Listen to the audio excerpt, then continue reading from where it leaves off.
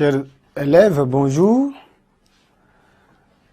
La séance d'aujourd'hui est consacrée à la suite de notre étude de texte à une amie chère. Nous voyons la dernière partie de cette étude de texte qui est, n'est-ce pas, l'analyse du texte. Mais avant cela, la séance précédente, nous avions parlé de la compréhension du texte. Nous avons posé quelques questions de compréhension pouvant, n'est-ce pas, vous permettre de comprendre le texte, le nœud du problème, ce qui se dit, ce qui se passe dans ce texte-là. Donc aujourd'hui, nous voyons l'analyse, l'idée générale, n'est-ce pas, du texte, voir ce qui est raconté dans ce texte. À une amie chère est un texte qui est tiré de une si longue lettre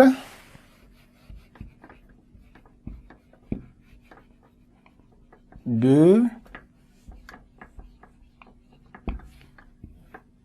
Mariama Ba,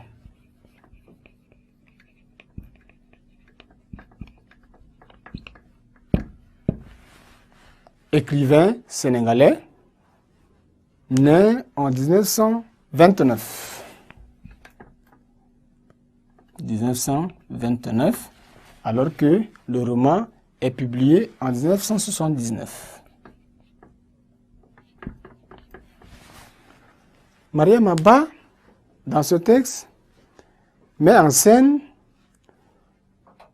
la rédactrice Ramatoulaye qui retrace d'abord la vie d'enfance avec son ami Aïssatou, allé vivre, n'est-ce pas, aux États-Unis d'Amérique. Elle retrace ce parcours, le chemin de l'école, n'est-ce pas, quand elle était ensemble, un peu partout. Si vous parcourez le texte, vous allez savoir évidemment qu'il s'agit, n'est-ce pas, de la relation, du parcours de ces deux amis, Ramatoulaye et Aïssatou.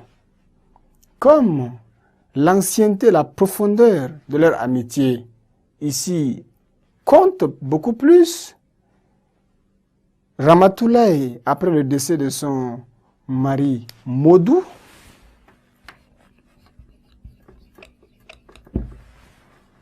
qui est décédé à son bureau suite à une crise cardiaque qui l'a frappé à son bureau, Ramatoulaye ne pouvait pas vivre ce moment douloureux-là seule.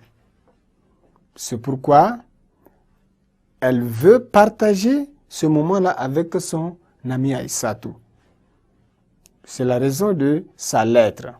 C'est, n'est-ce pas, le nœud de sa lettre, l'essentiel de ce qu'elle a rédigé dans sa lettre-là.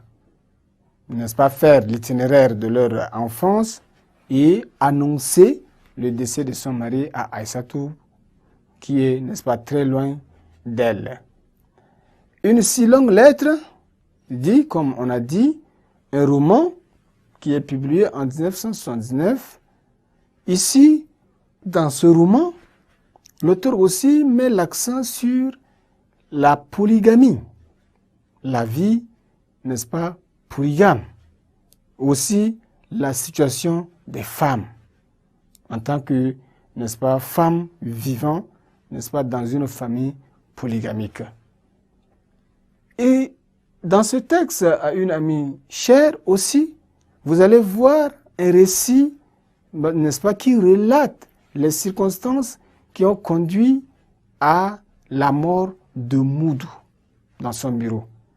Quels étaient les gens qui étaient présents? Là, vous allez voir que ce sont des gens connus et inconnus aussi de sa femme, de son épouse, lorsqu'elle est arrivée au lieu, n'est-ce pas, du décès de son mari, quand il était déjà couvert de draps. Son épouse n'a fait que constater le décès de son mari. Donc, voilà à peu près ce que vous allez retenir, n'est-ce pas, de ce texte-là. Chers élèves, notre leçon d'aujourd'hui tire à sa fin. Nous allons nous retrouver très prochainement pour la suite. Merci.